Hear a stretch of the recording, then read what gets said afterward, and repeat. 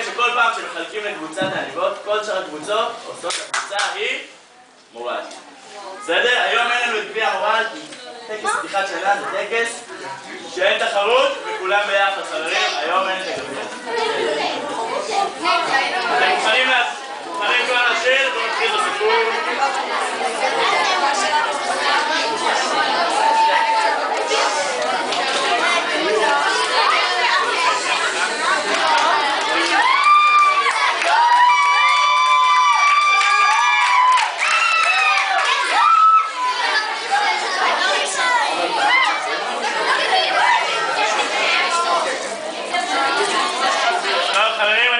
דממה בקהל. אז ככה הכל התחיל.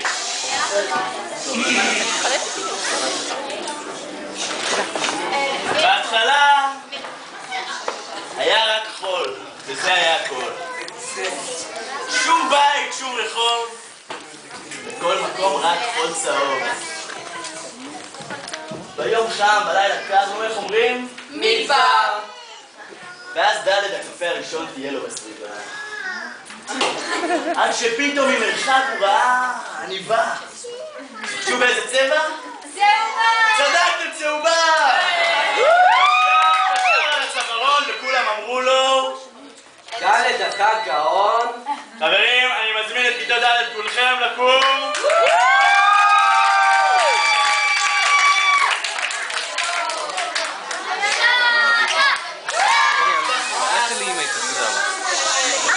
ואם לומר את האמת, ד' נהיה קצת מבואס. חבר שלו היי הגיע לבקר. היי, יש לי רעיון. ספר! אחי, נראה לי שמשעמם פה במדבר. אולי נזרים פה איזה נהר? יאללה, באמת קצת משעמם. נו, ננסה. הם קנו כמה כוסות, שפכו על החול. פתאום התחיל לזרום נהר, תאמינו לי, זה היה גדול. מגניב! גדול, גדול. כל היום הם שיחקו שם ים יבשה. ואז פעם אחת דלת אמר יבשה! מה? והי שבמשחקים הוא ממש טוב, בין הנהר לחול מצא משהו קצת רטוב. לא תאמינו? עניבה כחול צהוב! ממש עושים בגול, ממש עושים בגול, קצת החייזרים.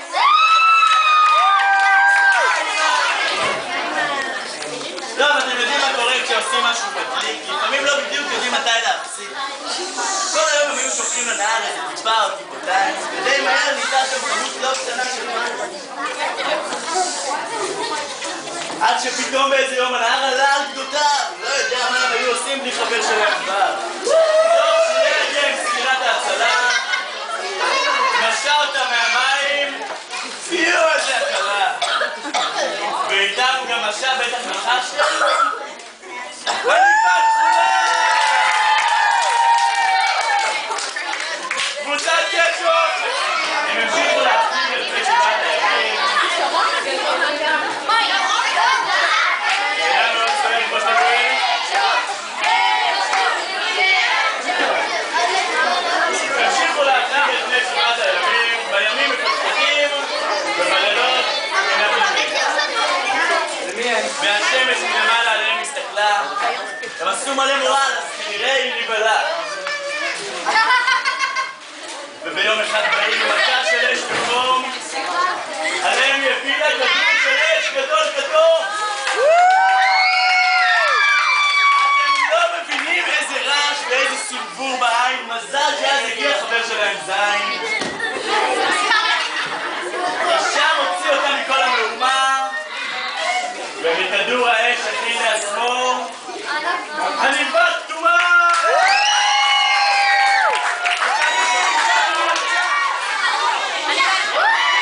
הם המשיכו לטייל, היה ממש חגן. פגשו את חברה שלהם, חן, אבא של הגנן.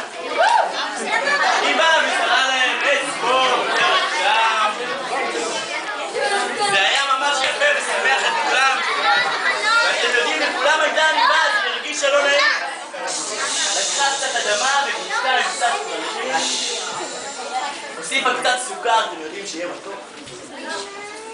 ככה היא הכינה לעצמה עניבה כתום ירוק! עד שהעצים להם התחילו להציק. להם. עד שהגיע חבר איתם קט שלומד כבר להדריך, אמר להם, הם לא העזו להמשיך. מה שהוא אמר זה היה החוק. לאות תודה הכינו לו, בא בצבע ירוק! אופק מקבל עניבה בצבע ירוק! חברים הגענו לפרק הסיום. תודה לשבת. קורס אופק, בבקשה לקבל בישיבת העניבות. חבר'ה.